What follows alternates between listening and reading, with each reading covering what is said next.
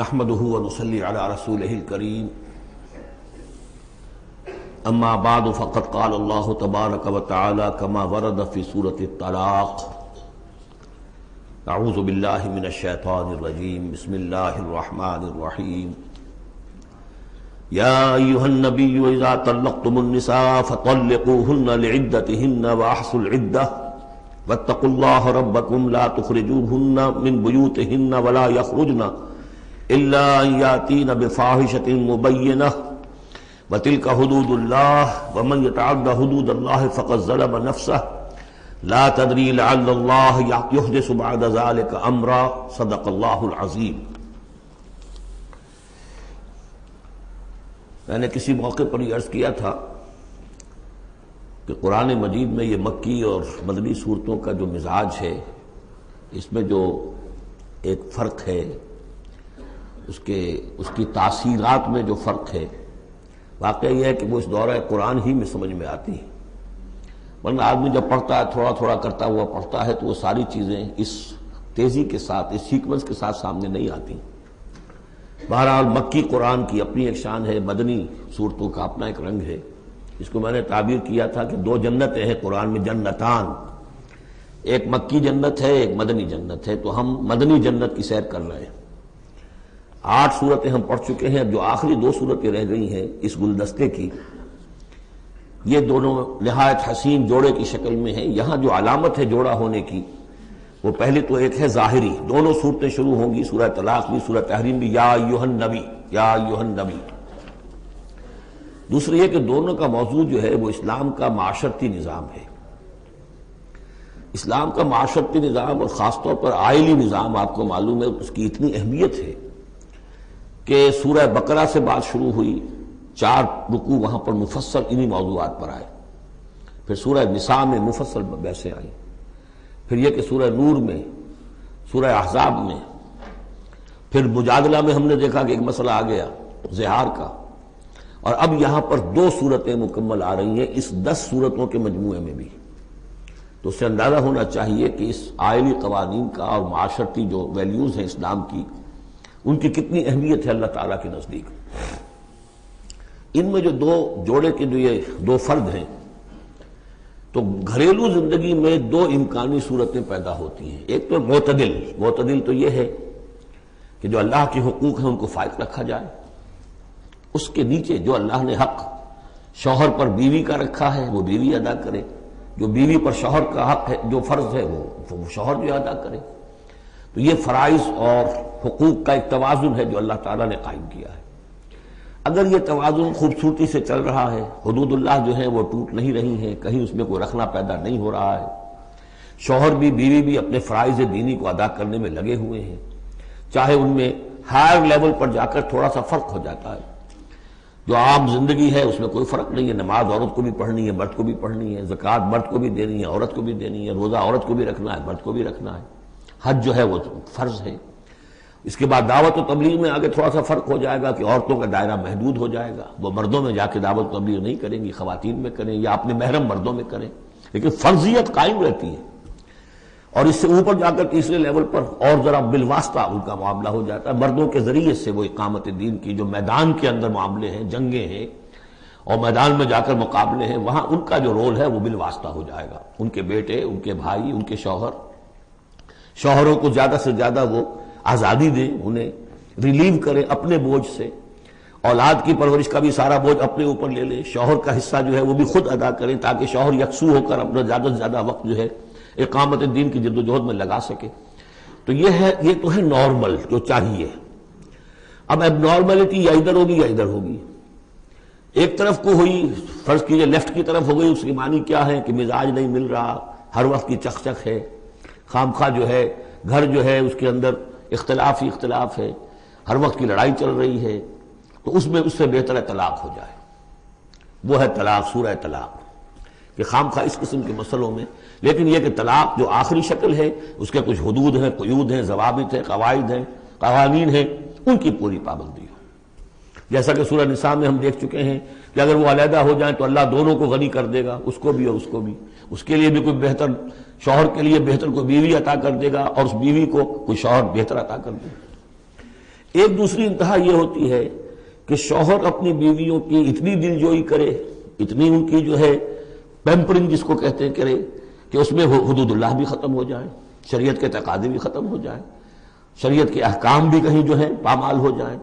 سب سے بڑھ کر یہ کہ جو اپنے فرائض ہیں، دعوت و اقامت دین کی جدوجہد کو ان کو ادا نہ کر سکے، تو اہل و عیال کا اتنا لحاظ، یہ غلط ہے۔ تو دو انتہاؤں کو یہاں پر لیا گیا ہے۔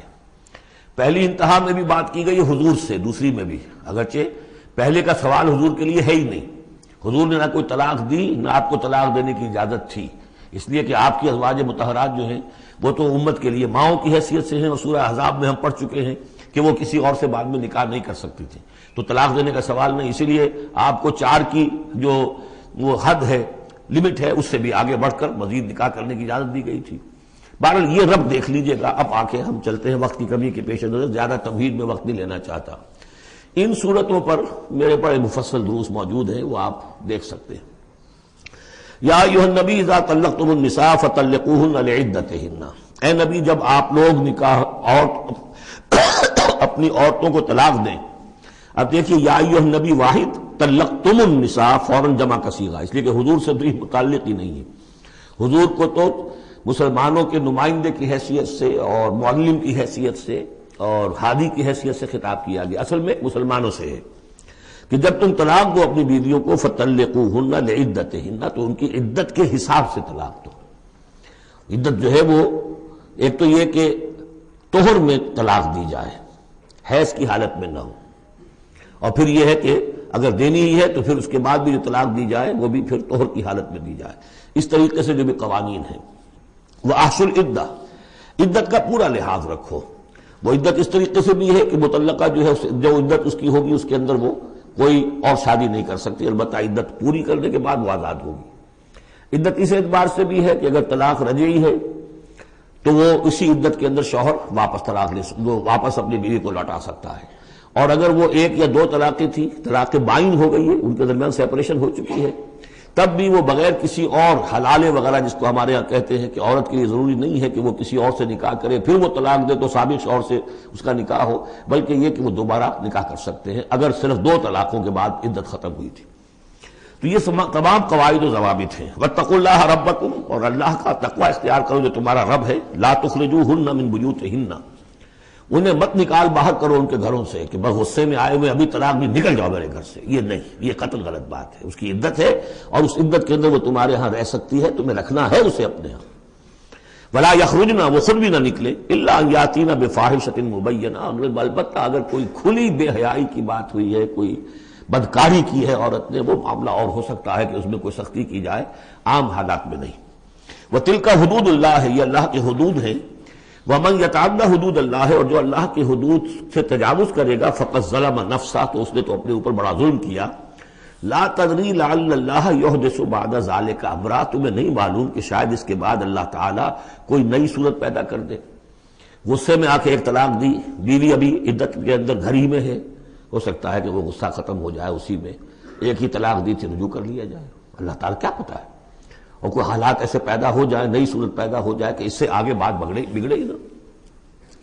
فَإِذَا بَلَغْنَ أَجَلَهُنَّ، البتہ جب عدت پوری ہو گئی ان کی جو میعاد ہے، فام سے اب تمہیں فیصلہ کرنا ہوگا، فَأَمْسِكُوهُنَّ بِمَعْرُوفٍ أَوْ فَارِقُوهُنَّ بِمَعْرُوفٍ، یا تو اب طے کر لو کہ اگر رجوع کرنا ہے تو بس اپنے گھر میں روکو، لیکن بھلے طریقے سے، یہ نہیں کہ انہیں ستانے کے لیے کہ جو روک لیا جائے، اور فارقوهن، یا پھر ان کو چھوڑ دو، ان سے علیحدگی اختیار کر لو، وہ بھی بالمعروف، بمعروف دستور کے مطابق بھلے طریقے سے۔ وَأَشْهِدُوا ذَوَيْ عَدْلٍ مِّنكُمْ، اور اس رجعت اگر تم رجوع کر رہے ہو تو 2 اپنے گواہوں، 2 اپنوں میں سے جو معتبر لوگ ہوں جن پر اعتماد کیا جا سکتا ہے انہیں گواہ بنا لو کہ میں نے طلاق دی تھی، اب میں اس کو رجوع کر رہا ہوں، تو یہ 2 گواہ اس کے ہیں۔ وَأَقِیمُوا الشَّهَادَةَ لِلَّهِ، اور یہ گواہی قائم کرو اللہ کے لیے۔ ذَلِكُمْ يُوعَظُ بِهِ، یہ ہے جو جس کی نصیحت کی جا رہی ہے، من کان یؤمن باللہ والیوم الآخر، اس شخص کو کہ جو ایمان رکھتا ہو اللہ پر اور یوم آخر پر۔ جیسے ہم نے 2 جگہ دیکھا کہ حضور کا اسوہ حسنہ ہے، لیکن کس کے لیے؟ اپنی جگہ تو وہ اسوہ حسنہ کاملہ ہے، لیکن اس سے استفادہ کون کرے گا؟ من کان یرجو اللہ والیوم الآخرہ وذکر اللہ کثیرا۔ حضرت ابراہیم اور ان کے ساتھیوں کی زندگی میں بھی اسوہ ہے، کس کے لیے؟ من کان یرجو اللہ والیوم الآخر۔ اسی طرح یہاں فرمایا ذالک یوعظ بہ، یہ وعد اور نصیحت تو کی جا رہی ہے، لیکن کس کے لیے؟ من کان یؤمن باللہ والیوم الآخر، جو ایمان رکھتا ہو اللہ پر اور یوم آخر پر۔ اب اس کے بعد اس سورہ مبارکہ میں یہ بڑا عجیب مقام ہے اس اعتبار سے قرآن کا۔ عجیب اس کے معنی کیا ہے؟ دل لبھانے والا، حسین۔ یہاں اللہ کے تقوی کا جو مقام اور مرتبہ واضح کیا جا رہا ہے اللہ کی نگاہ میں، اگر واقعتاً حقیقی تقوی ہے، صحیح تقوی ہے، قلب کا تقوی ہے، جیسے کہ حضور فرماتے تھے اپنے دست مبارک سے 3 مرتبہ آپ نے اشارہ کیا اپنے سیرہ مبارک کی طرف، التقوی ہا ہونا، التقوی ہا ہونا، التقوی ہا، تقوی یہاں ہوتا ہے۔ دل میں تقوی ہے تو تقوی ہے، باقی لباس اور وضاقت یہ ساری متقیوں کسی بنا لی اور اندر کا معاملہ نہیں ہے تو یہ بہروپ ہے، یہ تقوی نہیں ہے۔ لیکن حقیقی تقوی ہو تو پھر اس کا کیا مقام ہے؟ اب دیکھیے پہلی بات آ رہی ہے، وَمَن يَتَّقِ اللَّهَ يَجْعَلْ لَهُ مَخْرَجًا، جو شخص اللہ کا تقوی اختیار کرے گا اللہ اس کے لیے راستہ پیدا کر دے گا، جہاں بالکل نظر نہیں آئے گا کہ کوئی راستہ، اللہ راستہ پیدا کر دے گا۔ بالکل نظر نہیں آ رہا تھا موسیٰ کے ساتھیوں کو کہ اب کیسے بچیں گے، پیچھے لشکر آگے، آگے سمندر ہے، اللہ نے راستہ پیدا کیا۔ خود حضرت ابو بکر کا جو حال ہو گیا تھا کہ حضور اگر انہوں نے ذرا بھی دیکھ لیا، نیچے اپنے قدموں کی طرف بھی نگاہ ڈالی تو ہم نظر آ جائیں گے، آپ نے فرمایا لا تحزن ان اللہ معنا، راستہ نکالتا اللہ۔ پھر حضور گئے طائف، لیکن وہاں سے خالی ہاتھ آئے، مدینے میں اللہ نے خود ہی کھڑکی کھول دی، 6 آدمی ایمان لے آئے، آپ گئے ہی نہیں اور وہاں انقلاب بھی آ گیا۔ عظیم، اس اعتبار سے اللہ مخرج پیدا کرتا ہے۔ تم صحیح طریقے پر چلتے رہو، تقوی اختیار کرو، صحیح راستے پر جد و جہد کرو، یہ کام اللہ پر چھوڑو۔ کب اسے منظور ہے اس کا کامیاب ہونا؟ جب ہوگا وہ راستہ ایسا کھول دے گا کہ تمہیں گمان بھی نہیں ہوگا۔ وَيَرْزُقْهُ مِنْ حَيْثُ لَا يَحْتَسِبُ، اور اسے رزق دے گا وہاں سے جہاں سے اسے گمان بھی نہیں ہوگا۔ اقامت دین کی جد و جہد ہو، غلبہ دین کی جد و جہد ہو، اپنے آپ کو ان صلاتی و نسکی و محیایا و مماتی اس کا فیصلہ کرنا ہو تو سب سے بڑی رکاوٹ آتی، کھائیں گے کیا؟ تو اللہ تو کہتا ہے راضی میں ہوں، ہے ایمان اور یقین اس پر، کر کے دیکھو تو صحیح، اس پر اعتماد تو کرو۔ لیکن یہ کہ اس پر اعتماد کرنا، توکل، بڑی مشکل بات ہے۔ وہ تو جتنا ایمان ہوگا اتنا ہی اعتماد ہوگا، اور گہرا ایمان ہوگا گہرا اعتماد ہوگا۔ وَمَن يَتَّقِ اللَّهَ يَجْعَلْ لَهُ مَخْرَجًا وَيَرْزُقْهُ مِنْ حَيْثُ لَا يَحْتَسِبُ وَمَن يَتَوَكَّلْ عَلَى اللَّهِ فَهُوَ حَسْبُهُ۔ یہ تو ابھی تقوی والے کی بات ہے کہ وہ وہاں سے رزق دے گا جہاں سے اسے ملے گا بھی نہیں، اور جس نے اللہ پر توکل کر لیا تو وہ اس کے لیے بہت کافی ہو جائے گا۔ توکل کر کے تو دیکھو، حسبہ، وہ اس کے لیے کافی ہے۔ یہاں تک فرمایا ہے حدیث قدسی میں، حدیث میں، من کان فی حاجت اخیہ کان اللہ فی حاجتہ، اگر کوئی مسلمان اپنے کسی بھائی کی ضرورت پوری کرنے میں لگ رہا ہے، اپنا وقت صرف کر رہا ہے، اللہ اس کی ضرورت پوری کرنی شروع کر دیتا ہے۔ فکر ماں در کار ماں آزار ماں، کار ساز ماں بے فکر کار ماں، یہ فارسی شاعری کے اندر یہ دینی حقائق ہیں۔ کار ساز ماں بے فکر کار ماں، میرا کارساز میرے کاموں کی فکر کر رہا ہے، میں نے اپنے آپ کو اس کے کام کے لیے لگا دیا۔ وہ دنیا میں بھی ذرا سا بھی کوئی شریف انسان ہوگا، آپ اس کے ہو جائیں وہ آپ کو چھوڑ دے گا پھر کہیں؟ شرافت ہو، مروت ہو اس میں، آپ اللہ کے بن کر تو دیکھیے، پھر وہ کارساز ہے۔ کارساز ماں بے فکر کار ماں، فکر ماں در کار ماں آزار ماں، جب میں اپنے معاملات کی فکر خود کرتا ہوں، کوئی نہ کوئی ٹھوکر کھاتا ہوں، کوئی نہ کوئی غلطی کرتا ہوں، آزار اپنے سر کے اوپر پیدا کر لیتا ہوں۔ اپنے آپ کو حوالے کرو، اس کا نام ہے تفویض الامر الی اللہ، افوض امری الی اللہ ان اللہ بصیر بالعباد۔ ان اللہ بالغ امرہ، اللہ تعالیٰ تو اپنا معاملہ تو پورا کر کے ہی رہتا ہے، وہ تو دین کو غالب کرنا ہے، کرنا ہی ہے۔ کون اس کے اندر نفع کما گیا، کون محروم رہ گیا، یہ ان کی قسمت ہے۔ ابو بکر اور عمر اور عثمان اور علی اور عبد الرحمن ابن عوف یہ اپنی بازی جیت گئے، ابو جہل ابو لہب محروم رہ گئے۔ یہ تو اب ان کا معاملہ ہے، اللہ تو اپنی بات پوری کرا دے گا۔ اور اس دنیا کے ختم ہونے سے پہلے پہلے پورے کل ارضی پر اللہ کا دین غالب ہوگا، یہ ہونا ہے۔ دیکھنا یہ ہے کہ تم اس بہتی گنگا میں کوئی ہاتھ دھونے کو تیار ہو یا نہیں، یا تم محرومین کی فہرست میں اپنے آپ کو لانا چاہتے ہو۔ بس اپنا تن من دھن لگا دو اس کے اندر، تمہاری ہڈیوں کا چورا ہو کر بھی اس نئی تعمیر کی بنیادوں میں اگر لگ جائے تو بہت بڑی کامیابی ہے۔ قد جعل اللہ لکل شیء قدرا، بہت عمدہ مقام ہے، اللہ نے ہر چیز کے لیے ایک اندازہ مقرر کیا ہوا ہے، کب اللہ کی مدد آئے گی یہ بھی اس نے طے کیا ہوتا ہے۔ You have to qualify, pre qualification conditions ہیں، تب مدد آئے گی، یوں نہیں آتی مدد۔ اپنا سب کچھ لگا دو پھر کہو کہ اللہ میری 15 برس کی کمائی کل میدان میں نے وجود ڈالی ہوئی ہے، 15 برس کی کمائی، دن کی اور رات کی کوششیں ہیں میری، صبح اور شام کی کوششیں ہیں میری، 15 برس وہ میدان میں نے لا کے ڈال دی ہے۔ تب پکارو اللہ کو۔ اپنا مال بچا کے رکھنا ہے، اپنی مستقبل کو بھی بچانا ہے، اپنی اولاد کو بھی بچانا ہے، اور اللہ کا دین غالب ہو جائے۔ کہیں نام لکھا کے کسی جماعت میں شامل ہو کر بڑا تیر مار دیا، گویا کہ اللہ تعالیٰ تو جانتا ہی نہیں کتنی کنٹریبیوشن ہے، کتنا ایثار ہے، کتنی قربانی ہے، کتنا وقت ہے، کتنی محنت ہے، اللہ جانتا ہے۔ باقی اس نے ہر چیز کا ایک اندازہ مقرر کیا ہوا ہے۔ اب اس کے بعد پھر آ رہا ہے وہی طلاق کا معاملہ، واللائی یئسن من المحیض من نسائکم، اور تمہارے ہاں کی وہ خواتین کے جن کا حیض کا سلسلہ بند ہو چکا ہو، مایوس ہو چکی ہو حیض سے، ان ارتبتم فعدتہن ثلاثۃ اشہر، اگر اس میں کوئی شک بھی ہو تو پھر 3 مہینے عدت ہو جائیں گے۔ اب حیض تو آ نہیں رہا کہ 3 ہے طہور اور 3 حیض کا کوئی حساب کیا جائے۔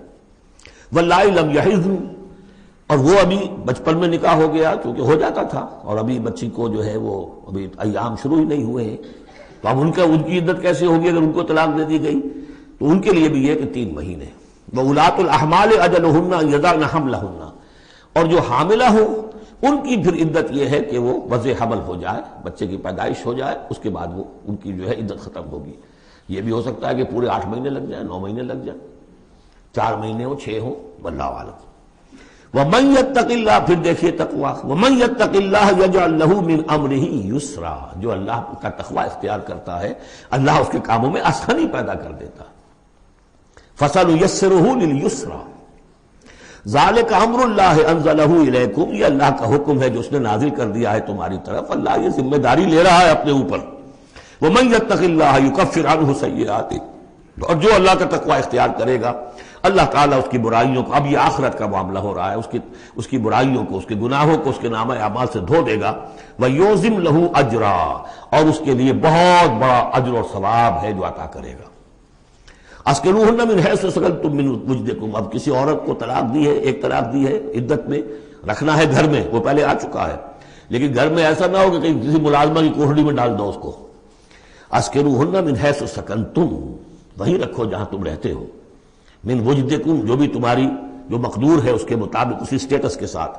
ولا تضاروہن لتضیقوا علیہن، اور انہیں کوئی تکلیف نہ پہنچاؤ کہ ان پر تنگی کر دو کہ وہ خود ہی جلدی سے روانہ ہو جائیں، گھر چھوڑ کے نکلنے پہ مجبور ہو جائیں۔ وَإِن كُنَّ أُولَاتِ حَمْلٍ، اور اگر وہ حاملہ ہوں، فَأَنفِقُوا عَلَيْهِنَّ، تو اب ان کے اوپر خرچ کرو، ان کا دان نفقہ وہ تمہارے ذمے ہے۔ حَتَّى يَضَعْنَ حَمْلَهُنَّ، یہاں تک کہ پھر وہ وضع حمل سے فارغ ہو جائیں۔ فَإِنْ أَرْضَعْنَ لَكُمْ، پھر اگر وہ تمہارے لیے، تمہارے بچہ تو تمہارا ہے، اس کو اگر دودھ پلاتی ہیں، فَآتُوهُنَّ أُجُورَهُنَّ، تو انہیں ان کا اجر اور ان کا بدلہ عطا کرو۔ وَاعْتَمِرُوا بَيْنَكُمْ بِمَعْرُوفٍ، اور آپس میں مشورہ کر لیا کرو بڑے بھلے طریقے سے۔ اگر طلاق بھی ہو گئی کوئی بات نہیں، انسان تو ہے نا، انسانی سطح پر، اب شوہر بیوی نہیں رہے لیکن انسان تو ہے، انسانی سطح کے اوپر بات کر لی جائے۔ وَاعْتَمِرُوا بَيْنَكُمْ بِمَعْرُوفٍ وَإِن تَعَاثَرْتُمْ، اور اگر کہیں ایسی زدم زدہ ہو جائے کہ بیوی کہ میں تو دودھ نہیں پلاتی یا کوئی اور مسئلہ ہو، فَسَتُرْضِعُ لَهُ أُخْرَىٰ، تو پھر کوئی اور عورت جو ہے اس کو دودھ پلائے۔ لِيُنْفِقْ ذُو سَعَةٍ مِّن سَعَتِهِ، اب اس تمام معاملے میں جو بھی شوہر ہے وہ خرچ کرے، جو وسعت والا ہے وہ اپنی وسعت کے مطابق خرچ کرے، جو اس کا بھی سطح اللہ نے اسے دی ہے اس کے مطابق۔ وَمَنْ قُدِرَ عَلَيْهِ، اور جس کے اوپر اللہ تعالیٰ نے رزق کی کوئی تنگی رکھی ہے، ناپ تول کر دے رہا ہے، کوئی فراوانی نہیں ہے، تو فَلْيُنْفِقْ مِمَّا آتَاهُ اللَّهُ، تو وہ خرچ کرے اس میں سے جو اللہ نے اس کو دیا ہے۔ لَا يُكَلِّفُ اللَّهُ نَفْسًا إِلَّا مَا آتَاهَا، اللہ تعالیٰ کسی جان کو ذمہ دار نہیں بنائے گا مگر اسی حد تک جو کچھ کہ اس نے اسے دے رکھا ہے۔ کشادگی دی ہے تو اپنی اس بیوی جو ہے مطلقہ اس کے اوپر تم رکھو، کشادگی رکھو، تنگی ہے تو ٹھیک ہے اس حساب سے دو، اللہ تو جانتا ہے۔ سَيَجْعَلُ اللَّهُ بَعْدَ عُسْرٍ يُسْرًا، یقیناً اللہ تعالیٰ جو ہے اس کے لیے سختی کے بعد آسانی بھی پیدا کر دے گا۔ وَكَأَيٍّ مِّن قَرْيَةٍ أَتَتْ عَنْ أَمْرِ رَبِّهَا، اور کتنی ہی بستیاں ایسی ہیں جنہوں نے اپنے رب کے حکم سے سرکشی کی، وَرُسُلِهِ، اور اپنے رسولوں سے سرتابی کی، ان کا کفر کیا، فَحَاسَبْنَاهَا حِسَابًا شَدِيدًا وَعَذَّبْنَاهَا عَذَابًا نُكْرًا، تو ہم نے پھر ان سے محاسبہ کیا، ان کا بہت شدید محاسبہ، اور ہم نے ان پر آفت ڈالی اور عذاب بھیجا ان پر بہت بڑا عذاب۔ فَذَاقَتْ وَبَالَ أَمْرِهَا، پھر ان بستیوں نے اپنے معاملے کی پوری سزا جو ہے بھگت لی۔ وَكَانَ عَاقِبَةُ أَمْرِهَا خُسْرًا، اور یقیناً جو ابھی عاقبت والا معاملہ آنے والا ہے، ان کے معاملے کا جو ابھی عاقبت ہے وہ تو پھر بڑے ہی ٹوٹے والا معاملہ ہے۔ اعد اللہ لہم عذابا شدیدا، اللہ تعالیٰ نے ان کے لیے بڑے شدید عذاب کو تیار کیا ہوا۔ فاتقوا اللہ یا اولی الالباب، تو اے ہوش مندو اللہ کا تقوی اختیار کرو، وہی تقوی جس کے اوپر 4 مختلف طور سے بات ہو چکی ہے۔ الذین آمنوا، اے وہ ہوش مندو جو ایمان بھی لے آئے ہو، اللہ کا تقوی اختیار کرو۔ قد انزل اللہ الیکم ذکرا، اللہ نے تمہاری طرف ذکر نازل کر دیا ہے۔ یہ آیت بڑی اہم ہے، ذکر کی آگے وضاحت آ رہی۔ ذکر سے مراد کیا ہے؟ رسولا یتلو علیکم آیات اللہ مبینات لیخرج الذین آمنوا وعملوا الصالحات من الظلمات الی النور، رسول کہ جو پڑھ رہا ہے آیات اللہ کی تم پر، تمہیں سنا رہا ہے، اور وہ آیات بینات ہیں تاکہ نکالے وہ تمہیں، ان لوگوں کو جو ایمان لائے اور جنہوں نے نیک عمل کیے، اندھیروں سے نور کی طرف۔ تو ذکرہ، قد انزلنا الیکم ذکرہ، اور ذکرہ کی وضاحت رسولا یتلو علیکم آیات اللہ مبینات، یہی بات پھر آگے جا کے سورہ بینہ میں آئے گی، ابھی صرف نوٹ کر لیجئے، پھر جا کر بات پوری واضح وہاں ہوگی۔ وَمَن يُؤْمِن بِاللَّهِ وَيَعْمَلْ صَالِحًا يُدْخِلْهُ جَنَّاتٍ تَجْرِي مِن تَحْتِهَا الْأَنْهَارُ خَالِدِينَ فِيهَا أَبَدًا، اور جو کوئی اللہ پر ایمان رکھتا ہے اور نیک عمل کرتا ہے، اور نیک عمل سے مراد ایمان کے جملہ تقاضے ہیں۔ اب نیک عمل جب مکے میں جب تک تھے حضور، نیک عمل کیا تھا؟ ابھی شراب بھی حرام نہیں ہے، جوا بھی حرام نہیں ہے، سود بھی حرام نہیں ہے، پہلے 10 برس نماز پنجگانا بھی نہیں ہے۔ اس وقت نیک عمل کا کیا مطلب ہے؟ اللہ پر ایمان اور اس کی دعوت، اور تکلیف آئے تو استقامت اور جھیلنا۔ نماز آئی تھی، رات کو کھڑے رہا کرو اللہ کے سامنے، اس وقت کا نیک عمل یہ تھا۔ اب جیسے جیسے آیا مدینے میں آ گئے، اب جہاد ہے، قتال ہے، انفاق ہے، مال خرچ کرو، اب روزہ بھی فرض کیا گیا، اب نماز پنجگانا بھی جو ہے 2 سال پہلے ہو چکی ہے، اب تمہارے اوپر زکوٰۃ بھی ایک نصاب کے حساب سے آ گئی ہے، عشر بھی آ گیا ہے، اب یہ ہے۔ تو جس وقت دین کا جو تقاضا ہے وہ پورا کرنا، جملہ تقاضے، وہ عمل صالح ہے۔ ہمارا تصور یہ ہوتا ہے جہاں قرآن میں عمل صالح آیا، نماز، روزہ، ذکر، یہ اذکار، یہ ہمارے ذہن میں آتا ہے، ہم اس کو پڑھتے ہیں اپنے ذہن میں صرف ان چیزوں کے حوالے سے، جبکہ عمل، جدوجہد، محنت، وہ ہر جگہ جو حکم ہے جس وقت کا حکم ہے۔ وَمَن يُؤْمِن بِاللَّهِ وَيَعْمَلْ صَالِحًا يُدْخِلْهُ جَنَّاتٍ تَجْرِي مِن تَحْتِهَا الْأَنْهَارُ خَالِدِينَ فِيهَا أَبَدًا، وہ داخل کرے گا ان باغات میں جن کے نیچے ندیاں بہتی ہوں گی، اور اس میں وہ رہیں گے ہمیشہ ہمیش، ابدا۔ قد احسن اللہ لہ رزقا، اللہ تعالیٰ نے اس کے لیے بڑا عمدہ رزق فراہم کیا ہے۔ اب ایک آیت آ رہی ہے جو آیات متشابہات میں سے ہے، تاحال اللہ الذی خلق 7 سماوات، جیسے تو یہ کہ 7 آسمانوں کا معاملہ بھی میں بار بار عرض کرتا رہا ہوں کہ ابھی آیات متشابہات میں شمار ہوگا۔ وَمِنَ الْأَرْضِ مِثْلَهُنَّ، اللہ تعالیٰ نے 7 آسمان بنائے ہیں، اور زمین میں سے بھی اتنی ہی، ویسی ہی، گویا کہ زمینیں بھی کوئی 7 زمینیں ہیں۔ اب اس پر یہ ہے کہ مختلف مفسرین نے اپنے اپنے اندازے، زمین کے 7 طبقات ہیں یا کچھ اور، لیکن بہرحال ابھی ہم نہیں سمجھ سکیں گے، کوئی 7 زمینیں بھی ہیں، کسی وقت آ کر یہ حقیقت منکشف ہو جائے گی۔ یتنزل الامر بینہن، اور یہ آسمان اور زمین کے درمیان اللہ کا امر نازل ہوتا ہے، جیسا کہ ہم پڑھ رہے ہیں سورہ سجدہ میں، یدبر الامر من السماء الى الارض ثم یعرج الیہ فی یوم کان مقدارہ 1000 سنۃ مما تعدون۔ یہ 1000 سال کی اللہ تعالیٰ کی ایک پلاننگ ہوتی ہے، آسمان سے زمین کی طرف اس کا فیصلہ جو ہے وہ آتا ہے، فرشتے لے کر آتے ہیں، تنفیذ ہوتی ہے، اور پھر یہ کہ وہ امر جو ہے اٹھا لیا جاتا ہے۔ اب اگلے 1000 سال کا دوسرا امر ہے جو اللہ کی طرف سے اگلے دن کا لیے طے ہو چکا ہے۔ لِتَعْلَمُوا أَنَّ اللَّهَ عَلَىٰ كُلِّ شَيْءٍ قَدِيرٌ، تمہیں اس کا یقین رہنا چاہیے کہ اللہ تعالیٰ ہر چیز پر قادر ہے۔ میں نے یہ بات عرض کی ہے کہ دو صفات اللہ کی ہیں جس میں یہ انتہائی اہمیت کے ساتھ عَلَىٰ كُلِّ شَيْءٍ قَدِيرٌ بِكُلِّ شَيْءٍ عَلِيمٌ، ان دو صفات کا تو مراقبہ اتنا گہرا ہونا چاہیے کہ کبھی شک نہ آنے پائے کسی چیز کے بارے میں۔ وَأَنَّ اللَّهَ قَدْ أَحَاطَ بِكُلِّ شَيْءٍ عِلْمًا، دیکھیے دوسری بھی آ گئی علم، اور یہ کہ اس نے ہر شے کا اس کے علم کا احاطہ کیا ہوا ہے، نہ اس کی قدرت سے باہر کچھ ہے نہ اس کے علم سے باہر کچھ ہے۔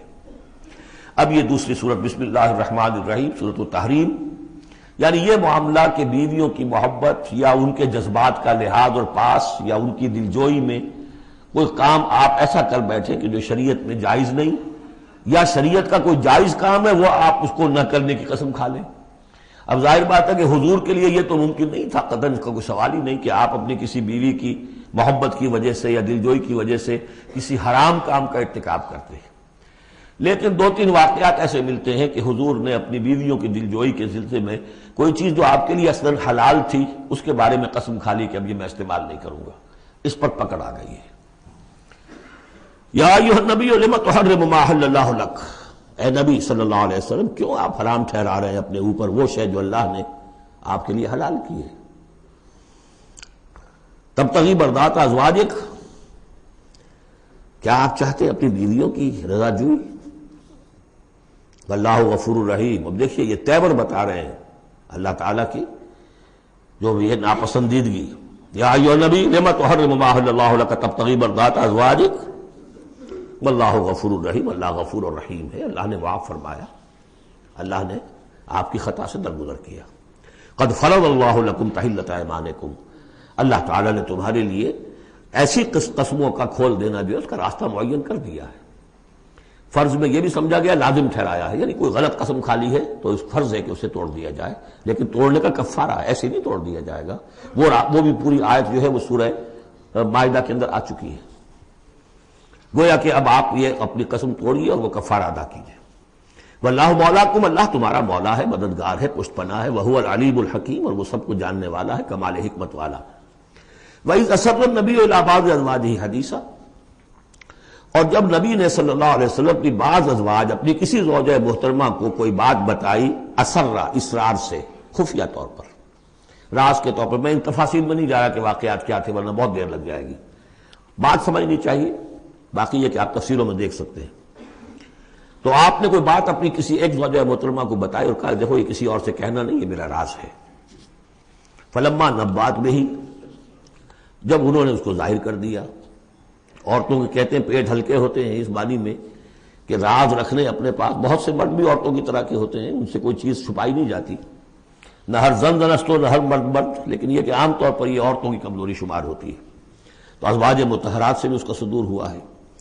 فلما نبات بھی، جب انہوں نے اسے ظاہر کر دیا، وَأَظْهَرَهُ اللَّهُ عَلَيْهِ، اللہ تعالیٰ نے اپنے نبی کو صلی اللہ علیہ وسلم سے مطلع فرما دیا کہ وہ راز نہیں رہا ہے، راز آپ کی ان اہلیہ نے فاش کر دیا ہے۔ عطف بعضہ، تو حضور نے کچھ تو ان کے سامنے ظاہر کر دیا، وَعَرَضَ عَن بَعْضٍ، بات پوری ان کو نہیں بتائی، بعض جو ہے روک لی۔ فلما نبأ بہ، تو جب انہوں نے حضور نے صلی اللہ علیہ وسلم ان کو بتایا، قالت من انباک ھذا، اب ایک طرز عمل تو یہ ہوتا ہے کہ فوراً ندامت ہوتی کہ ہاں حضور مجھ سے غلطی ہو گئی، میں واقعتاً آپ کا راز جو ہے وہ میں رکھ نہیں سکی اور مجھ سے بے دھیانی میں، بے خیالی میں بات نکل گئی۔ ایک دوسرا یہ ہے من انباک، آپ کو کس نے بتایا؟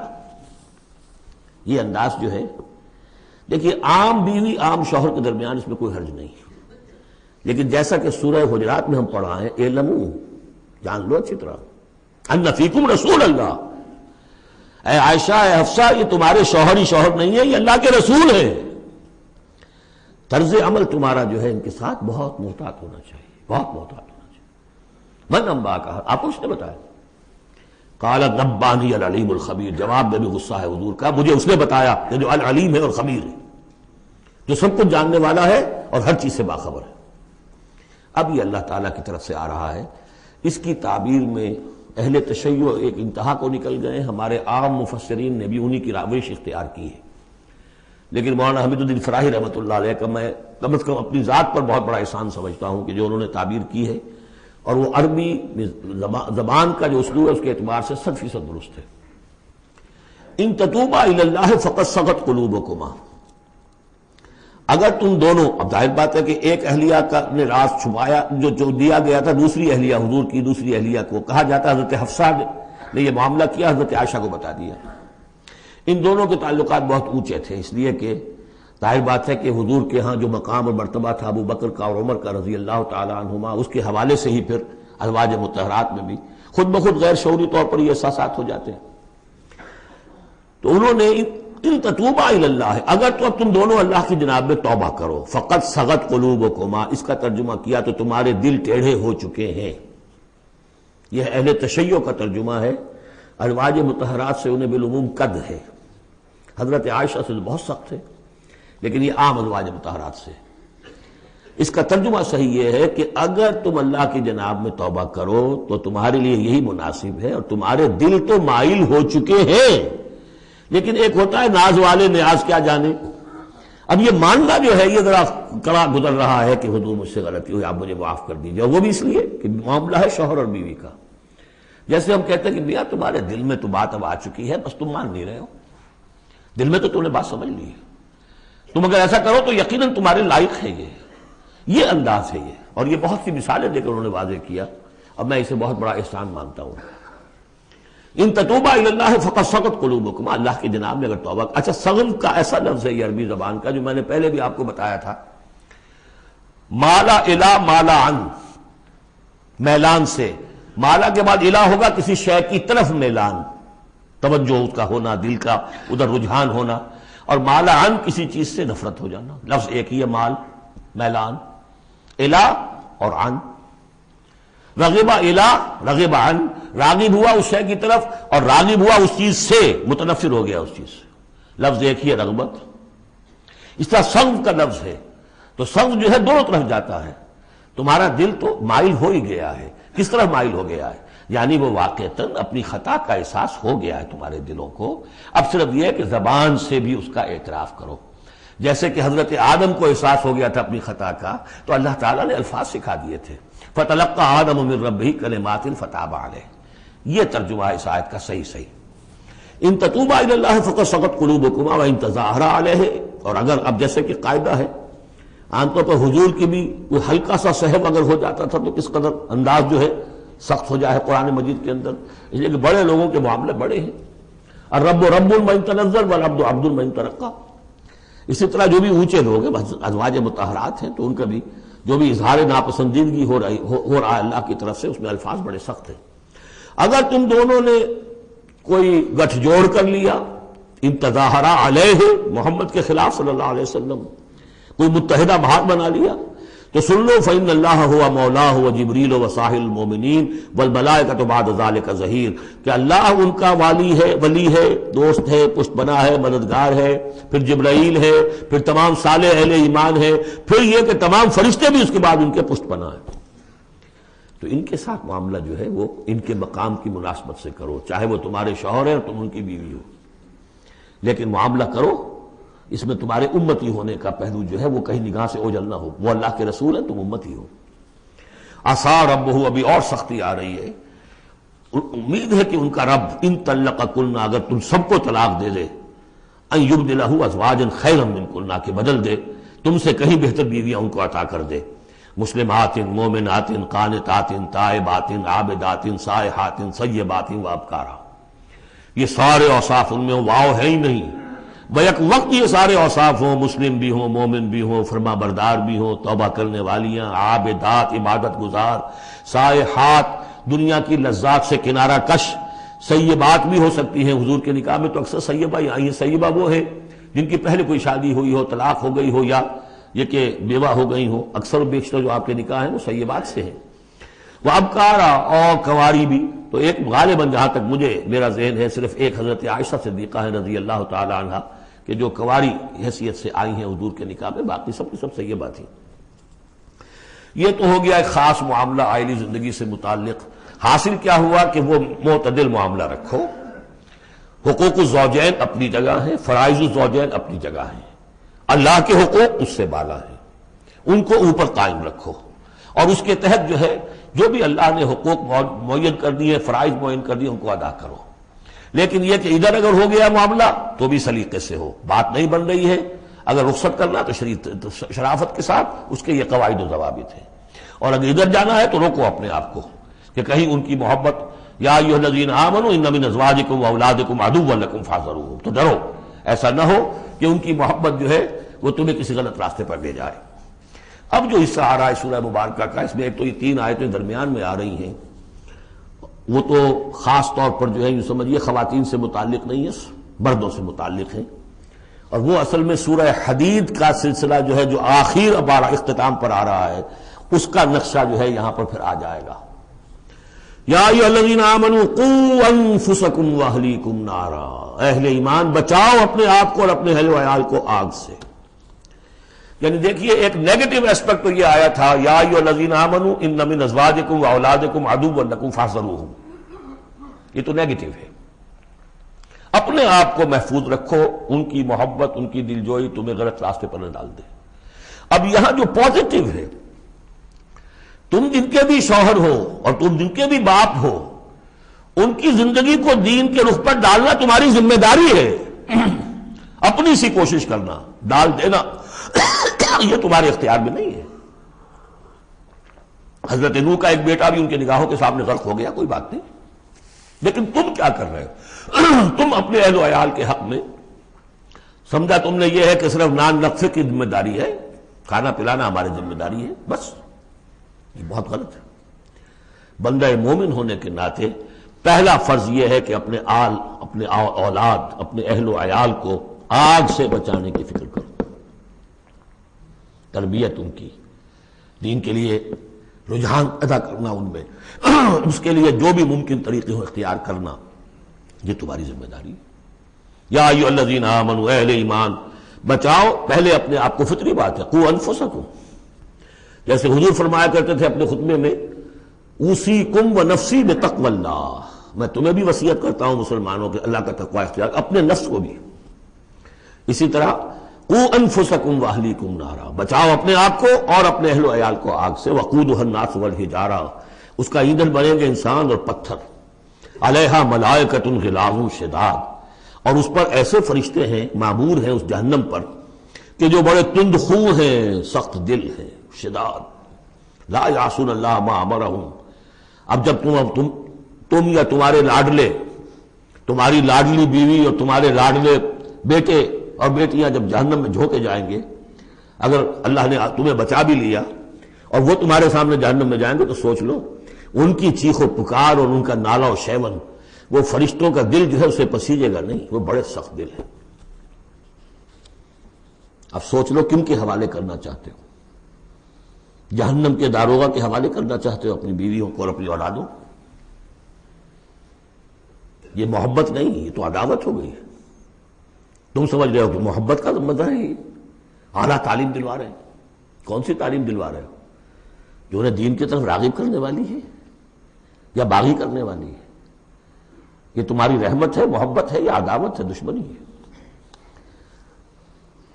علیہا ملائکۃ غلاظ شداد، ان کا دل پسیجے گا نہیں، پتھر کی طرح سخت دل ہوگے ان کے، غلاظ شداد، چیخے جاؤ، چلائے جاؤ، نالہ و شیون، لا یعصون اللہ ما امرہم، جو اللہ کا حکم ہوگا وہ اس کی نافرمانی نہیں کریں گے، جس کو جو عذاب دینا ہے وہ دیں گے، وَيَفْعَلُونَ مَا يُؤْمَرُونَ، اور کریں گے وہی کچھ جس کا انہیں حکم دیا جائے گا۔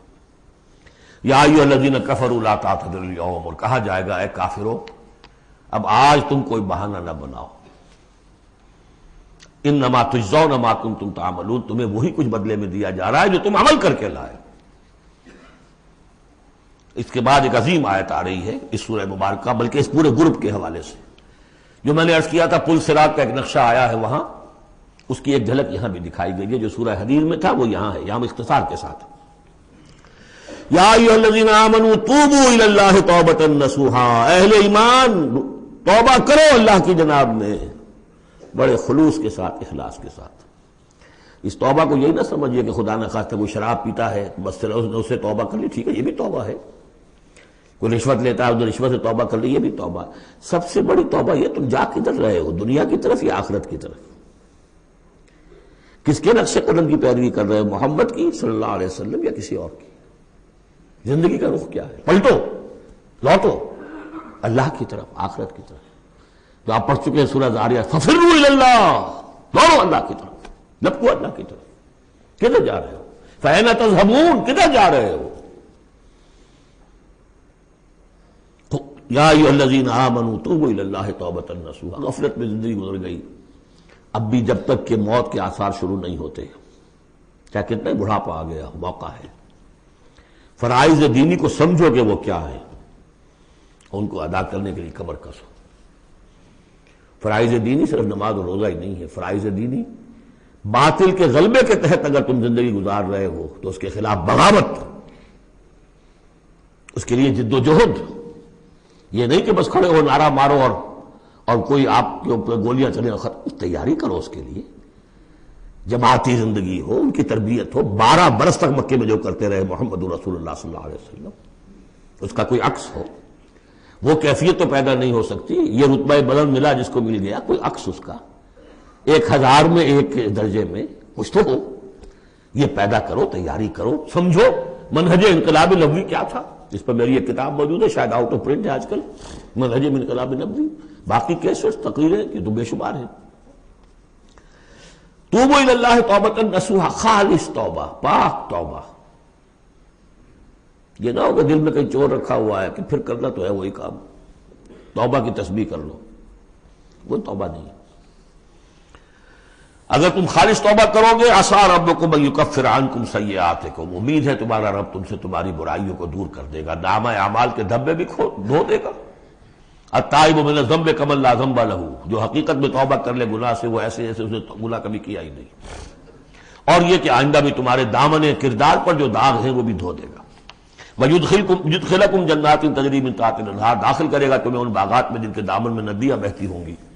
یوم لا یخزی اللہ النبی والذین آمنوا معہ، جس دن کہ اللہ تعالیٰ نہیں رسوا کرے گا نہ اپنے نبی کو نہ ان کو جو ان کے ساتھ ایمان لائے، صلی اللہ علیہ وسلم ورضی اللہ تعالیٰ عنہم اجمعین. نورہم یسعی بین ایدیہم، ان کا نور دوڑتا ہوگا ان کے سامنے، وبایمانہم، اور ان کے داہنی طرف. وہی الفاظ جو سورہ حدید میں آئے. دل میں ایمان تھا تو نور ایمان سامنے کی طرف اس کا ٹارچ کی روشنی پڑے گی، اور اعمال صالحہ کا نور داہنی طرف ہوگا. داہنا ہاتھ اعمال صالحہ کا کاسب ہے. یقولون ربنا اتمم لنا نورنا، اور وہ کہتے ہوں گے کہ اے رب ہمارے نور کو کامل فرما دے. اس کو مطلب سمجھ لیجئے، حضور نے فرمایا جن کو نور عطا ہوگا، کچھ لوگوں کا نور تو صرف اتنا ہوگا کہ ان کے قدموں کے آگے روشنی ہو جائے گی، وہ بھی بڑی غنیمت ہے. اندھیرے میں پگڈنڈی پر چلنا ہو تو وہ اتنی ٹارچ کی روشنی بھی وہ معلوم ہوگا بہت غنیمت ہے. لیکن کچھ لوگوں کو ایسا نور ملے گا کہ جس کی روشنی یہاں مدینے سے صنعاء تک جائے گی، یمن کا شہر. ابو بکر صدیق کو کون سی روشنی ملے گی؟ ہمیں تو وہ ٹارچ بھی مل جائے تو بہت غنیمت ہے. لیکن جنہیں وہ تھوڑا ملے گا، کیوں تھوڑا ملا؟ کوتاہیاں تھیں، تقصیرات تھیں، کمی تھی، جتنا کرنا چاہیے تھا اتنا نہیں کیا تھا، کچھ بچا بچا کے بھی رکھا تھا. تو بچا بچا کے نہ رکھ اسے، تیرا آئینہ ہے وہ آئینہ کہ شکست نہ ہو تو عزیز تر ہے نگاہ آئینہ ساز میں. لہذا کم ہوگا، پھر وہ دعا کریں گے ربنا اتمم لنا نورنا. اپنے کرم سے، اپنے فضل سے، اپنی شان غفاری سے ہماری کوتاہیوں کو ڈھانپ لے اور ہمارے نور کو بھی کامل فرما دے. اتمم لنا نورنا واغفر لنا، ہمیں بخش دے. انک علی کل شیء قدیر، یقیناً اے اللہ تو ہر شے پر قادر ہے، تیرا ہاتھ کون روک سکتا ہے. یا ایھا النبی جاہد الکفار والمنافقین واغلظ علیہم ومأواہم جہنم وبئس المصیر. اے نبی صلی اللہ علیہ وسلم، جہاد کیجئے کافروں سے بھی اور منافقوں سے بھی. یہ آیت جو کہ تو سورہ توبہ میں بھی آ چکی ہے. واغلظ علیہم، سختی کیجئے. آپ کی طبیعت میں نرمی ہے، اور اس نرمی کا ناجائز فائدہ اٹھاتے ہیں منافقین، کیونکہ قانونی ان کو پروٹیکشن حاصل ہے، مسلمان تو ہے وہ، تو آپ ان کے ساتھ بھی وہ معاملہ کرتے ہیں کہ جو اہل ایمان کے ساتھ کرتے ہیں. چنانچہ وہ کہتے ہیں ہوا اذن، یہ تو کان ہے نرے، بس کان ہے، سن لیتے ہیں، سمجھتے تو ہے ہی نہیں، دماغ میں بھیجا نہیں ہے ان کے. یہ بھی کہتے تھے وہ. لیکن آپ سختی کیجئے. یا ایھا النبی جاہد الکفار والمنافقین واغلظ علیہم ومأواہم جہنم، ان کا ٹھکانہ جہنم ہے. وبئس المصیر، اور بہت ہی برا ٹھکانہ ہے. اب جو ان دو صورتوں میں خواتین کا معاملہ آیا اس کے حوالے سے اب یہ مقام آ رہا ہے بہت اہم، اس بات کو واضح کرنے کے لیے کہ خواتین اس غلط فہمی میں مبتلا نہ ہو کہ اللہ کے ہاں سوال جواب جو ہونا ہمارے شوہروں سے ہی ہونا ہے، ہم سے کیا ہے، ہم تو ان کے تابع ہیں۔ ہر عورت ایک مکمل انسان ہے، فل ہیومن بینگ، اور جہاں تک اس کی ایک آنر کا تعلق ہے، dignity and honour, human dignity, وہ بالکل مساوات طور پر شیئر کرتی ہے، اخلاقی طور پر مساوات ہے بالکل، اور ہر ذمہ دار ہے اپنے فرائض کی، عورت بھی جیسے کہ مرد ہے۔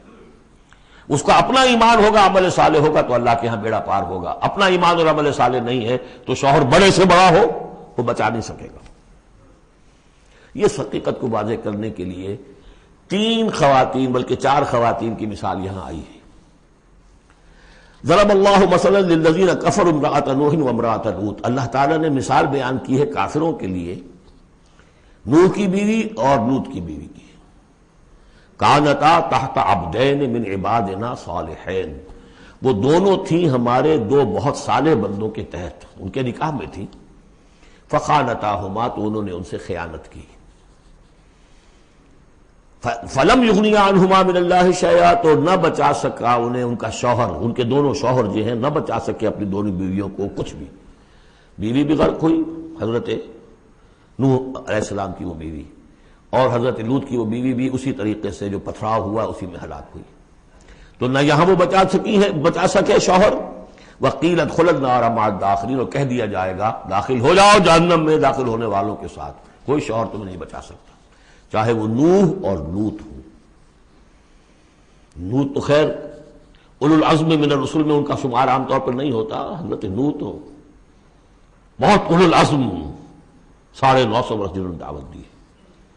اسی لیے حضور اپنے گھر کی خواتین کو جمع کر کے پھر کہا فرمایا کرتے تھے، یا فاطمہ بنت محمد انقذی نفسک من النار فانی لا املک لک من اللہ شیئا، یا صفیۃ عمۃ رسول اللہ انقذی نفسک من النار فانی لا املک لک من اللہ شیئا، اے فاطمہ محمد کی نور چشم، لخت جگر، اپنے آپ کو آگ سے نکالو، بچاؤ، مجھے کوئی اختیار حاصل نہیں ہوگا تمہارے بارے میں اللہ کے ہاں۔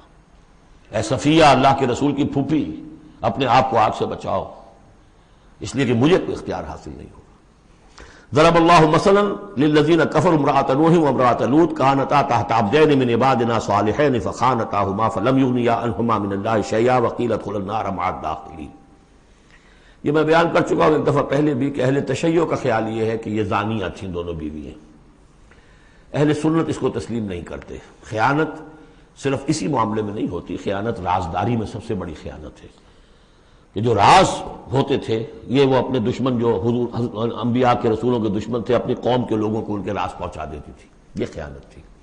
اس لیے کہ سورہ نساء میں جو آیا ہے فالصالحات قانتات حافظات للغیب، غیب کے اندر حفاظت کرنا پوری، ظاہر بات ہے کہ بیوی سے زیادہ بڑھ کر تو کوئی نہیں ہوتا کہ جو شوہر کی باتوں سے واقف ہو، تو یہ خیانت ہے اہل سنت کے نزدیک ہو۔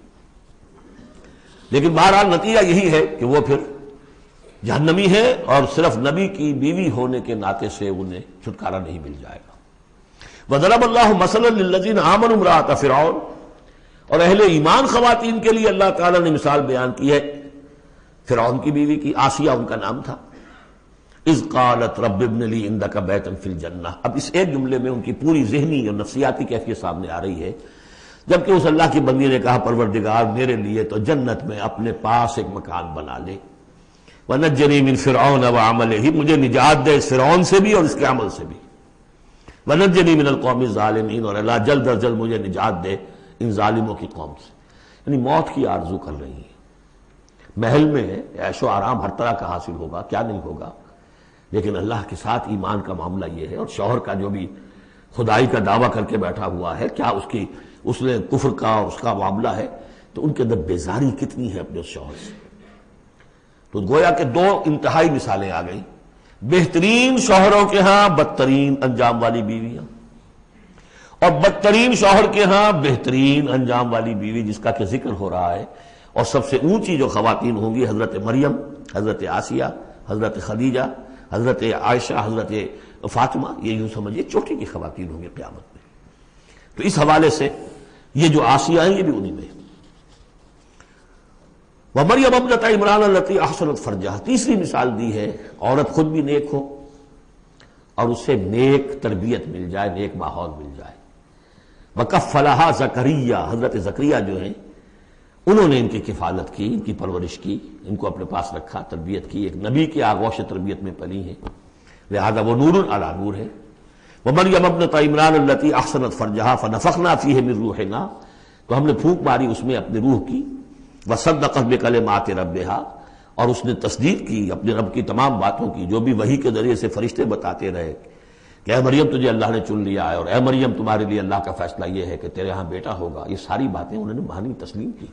صدقت بکلمات ربها وکتبہ. اور جو اس کی کتابیں تھیں، ظاہر بات ہے کہ تورات ان کے پاس موجود تھی، زبور ان کے پاس موجود تھی، انبیاء کے اور صحیفے ان کے پاس موجود تھے. یہ تو صرف 1900 سال پر پہلے کی بات ہے جو ہم کر رہے ہیں اس وقت. All the prophets of the Old Testament, ان کے تمام صحیفے، پوری اولڈ ٹیسٹمنٹ موجود تھی. وکتبہ، اس کی تمام کتابوں کی انہوں نے تصدیق کی. وکانت من القانتین، اور وہ تو بہت ہی فرما بردار بندیوں میں سے تھیں. تو تین چیزیں تو آ گئی، چوتھی کسر رہ گئی کہ نہیں رہ گئی؟ آپ نے کچھ سوچا یا نہیں؟ بہترین شوہر کے ہاں بدترین بیوی، بدترین شوہر کے ہاں بہترین اور خاتون. ایک خاتون نور علی نور، خود بھی نیک، ماحول بھی نیک. چوتھی کون سی بات رہ گئی؟ خود بھی بدتینت اور شوہر اس سے بڑھ کر، بلکہ یہ کہنا مشکل ہو جائے کہ شوہر زیادہ بدتینت ہے یا وہ خود زیادہ بدتینت ہے. اس کی مثال معلوم ہے کہاں ہے؟ تبت یدا ابی لہب وتب ما اغنی عنہ مالہ وما کسب سیصلی نارا ذات لہب وامرأتہ حمالۃ الحطب فی جیدہا حبل من مسد. یہ پھر جب وہاں پہنچیں گے پڑھیں گے. شوہر بھی بدتینت، بیوی بھی بدتینت. ظلمات بعضها فوق بعض. اللہ کے فضل و کرم سے سورہ تحریم ختم ہوئی. اب ہم پھر آ رہے ہیں مکی جنت میں داخل ہو رہے ہیں. یہاں سے اب آخری گروپ شروع ہو رہا ہے. آخری منزل تو سورہ قاف سے شروع ہوئی تھی. چھٹا گروپ مکی اور مدنی صورتوں کا یہاں ختم ہو گیا. 7 صورتیں، حسین ترین صورتیں قرآن کی. وہ پہلی 7 صورتیں تھیں، سورہ قاف، سورہ ذاریات، سورہ طور، سورہ نجم، سورہ قمر، سورہ رحمان، عروس القرآن، پھر سورہ واقعہ. پھر یہ 10 صورتیں آ گئیں، سورہ حدید، سورہ مجادلہ، سورہ حشر، سورہ ممتحنہ، سورہ صف، سورہ جمعہ، سورہ منافقون، سورہ تغابن، سورہ طلاق، سورہ تحریم. اب پھر یہ مکی قرآن مجید، یہ آخری گروپ ہے. اس میں بھی پہلی 6 صورتیں جو ہیں وہ 3 کے سب گروپس کی شکل میں ہیں. سورہ ملک بڑی، جیسے سورہ قاف وہاں تھی اسی مقام پر یہاں سورہ ملک ہے. بہت جامع اس کی تاثیر، اور یہ بہت حضور کو عزیز تھی. آپ کی یہ معمولات میں سے تھا، رات کو سوتے ہوئے آپ سورہ ملک پڑھا کرتے تھے، اور اس کی آپ نے تلقین کی ہے. بسم اللہ الرحمن الرحیم. تبارک الذی بیدہ الملک وہو علی کل شیء قدیر. بڑی بابرکت ہے وہ ہستی جس کے ہاتھ میں ہے بادشاہی، راج اس کا ہے. یہ ہے دین کا سیاسی پہلو. پوری کائنات پر اس کا راج چل رہا ہے. دنیا میں بغاوت ہے. کیوں ہے؟ وہ اپنے ایمان کے دعوے داروں کا امتحان لینا چاہتا ہے بس.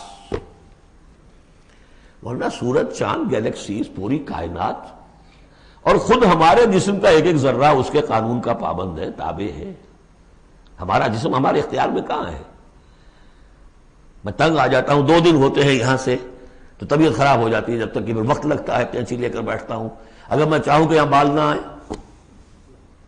میرا جسم ہے، میرا تو اختیار نہیں، وہ تو آئیں گے. تو ہمارا جسم بھی جہاں تک اس کی فزیولوجی کا تعلق ہے، اس کی اناٹومی کا تعلق ہے، یہ سارا اللہ کے قانون کے تابع، میرے تابع تو نہیں. میں چاہوں میرا دل ذرا رک جائے، جب چاہوں میں اس کو سٹارٹ کر دوں تو یہ تو نہیں ہوگا. جب بند ہوگا بند ہو جائے گا، میرے اختیار میں نہیں ہے. لیکن یہ کہ جو ہماری اختیاری زندگی ہے اس میں ہم نے طے کر لیا ہے کہ اللہ کی نہیں مانیں گے، اپنی مانیں گے، اپنی مانیں گے، اپنی بیویوں کی مانیں گے، اور جو بھی نظام ہے اس کے ساتھ وفاداری کریں گے، چاکری کریں گے، ان کی ملازمت کریں گے، ان کے رتھوں کے اندر ہم بیل بن کر جتیں گے تاکہ ہمیں عیش ملے، دنیا کے اندر ہمارے لیے مقامات ہوں، ہماری عیش ہو. بس اللہ خیر صلی اللہ. تو یہ ہے اصل میں امتحان. ورنہ بادشاہی یہاں اب بھی اسی کی ہے. یہ صرف ہلدی کی گانٹھ ہے جسے لے کر ہم پنساری بن کر بیٹھ گئے. میری مرضی، میرا خیال، میرا نظریہ یہ ہے، اور ہمارے نزدیک جو ہے طریقتکم المثلی، ہمارے جو کلچر ہے، مثالی نظام جو ہم نے بنایا ہے، ہمیں اس کی حفاظت کرنی ہے. تبارک الذی بیدہ الملک وہو علی کل شیء قدیر، وہ ہر چیز پر قادر ہے. الذی خلق الموت والحیات لیبلوکم ایکم احسن عملا. اب دیکھیے ہم نے حیات انسانی کا جو اب تک سمجھا ہے، جس کو کہ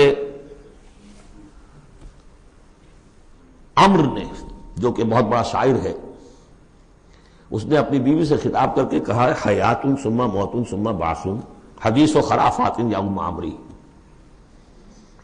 یہ کیا ہے زندگی پھر موت پھر زندگی، یہ کیا، یہ سب حدیث و خرافات معاذ اللہ. ہم نے بھی دیکھا پہلے کنتم امواتا فاحیاکم ثم یمیتکم ثم یحییکم ثم الیہ ترجعون. یہ وقفے کیوں ڈالے گئے؟ یہ موت کا وقفہ کیوں ڈال کر زندگی کا ایک حصہ نکال دیا علیحدہ؟ 30 40 50 60 سال یہ دنیا کی زندگی، پھر موت کا وقفہ. موت ایک زندگی کا وقفہ ہے، یعنی آگے بڑھیں گے دم لے کر. کیوں؟ اس کی حکمت بتائی جو ہم پڑھائیں سورہ واقعہ میں. قدرنا بینکم الموت، تمہاری ہی زندگی کا تسلسل ہے جس میں ہم نے ایک وقفہ موت کا ڈال دیا ہے. کیوں ڈالا ہے؟ خلق الموت والحیات لیبلوکم ایکم احسن عملا. یہ جو چنک علیحدہ کیا ہے یہ اس لیے کہ تمہاری آزمائش ہو، امتحان ہو، تمہیں جانچا جائے. وہ 3 گھنٹے کا امتحان ہوتا تھا جو دیتے تھے تم کبھی اسکولوں میں، اب یہ 30 برس کا سمجھ. اور واقعی 30 برس ہی ہوتے ہیں آدمی کے پاس. پہلی زندگی کے 20 25 برس ویسے گزر گئے، شعوری ابھی نہیں ہے، اور پھر ایک خاص عمر کے بعد جو ہے اعضاء ڈھیلے پڑ گئے، اور پھر یہ کہ لا یعلم من بعد علم شیئا. 30 نہیں ہوں گے 40 مل جائیں گے آدمی کو. کام تو یہی ہوتا اس کی زندگی کا. لیکن اس لیے ہے لیبلوکم ایکم احسن عملا، تاکہ تمہیں جانچے پرکھے دیکھے تم میں سے کون ہے اچھے عمل کرنے والا. اب دیکھیے علامہ اقبال کی جو نظم ہے زندگی کے موضوع پر، واقعہ یہ ہے کہ بہت چوٹی کی چیز ہے، بہت عمدہ چیز. تو اسے پیمانہ امروز فردا سے نہ ناپ، جاویداں پہم دواں ہر دم جواں ہے زندگی. قلزم ہستی سے تو ابھرا ہے مانند حباب. جیسے سمندر میں ایک بلبلا سا ہوتا ہے، کتنی زندگی ہوتی ہے بلبلے کی. قلزم ہستی سے تو ابھرا ہے مانند حباب، اس زیاں خانے میں تیرا امتحان ہے زندگی. خلق الموت والحیات لیبلوکم ایکم احسن عملا. ہے کبھی جان اور کبھی تسلیم جان ہے زندگی. کبھی زندگی جان سے مترادف ہے، عبارت ہے. کبھی جان دینا اصل زندگی ہے.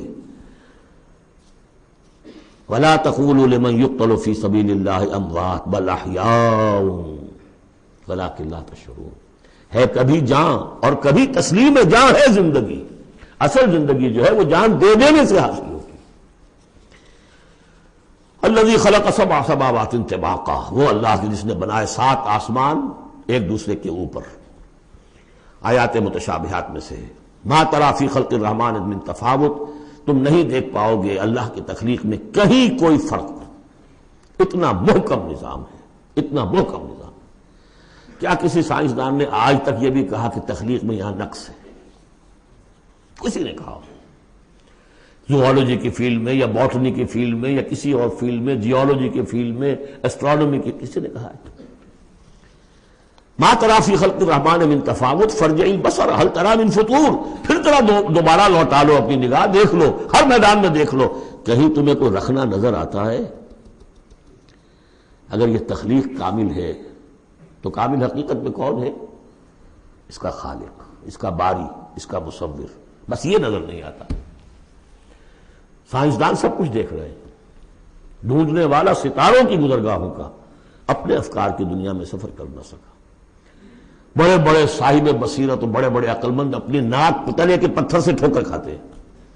دیکھ رہے ہیں ٹیلیسکوپ سے ٹھوکر کھا رہے ہیں وہاں جو سامنے پتھر پڑا ہوا ہے اس سے. یہ ہو رہا ہے آج ہمارے ساتھ. فرج سپر جیل کا بسرا کر رہے ہیں، پھر لوٹاؤ ذرا اپنی نگاہ کو 2 مرتبہ اور. ینقلب الیک البصر خاسئا وہو حسیر. تمہاری نگاہ تھک ہار کر لوٹ آئے گی، تمہیں ہماری تخلیق میں کہیں کوئی رکھنا، کوئی دراڑ نظر نہیں آئے گی. بارک اللہ لی ولکم فی القرآن العظیم ونفعنی وإیاکم بالآیات والذکر الحکیم۔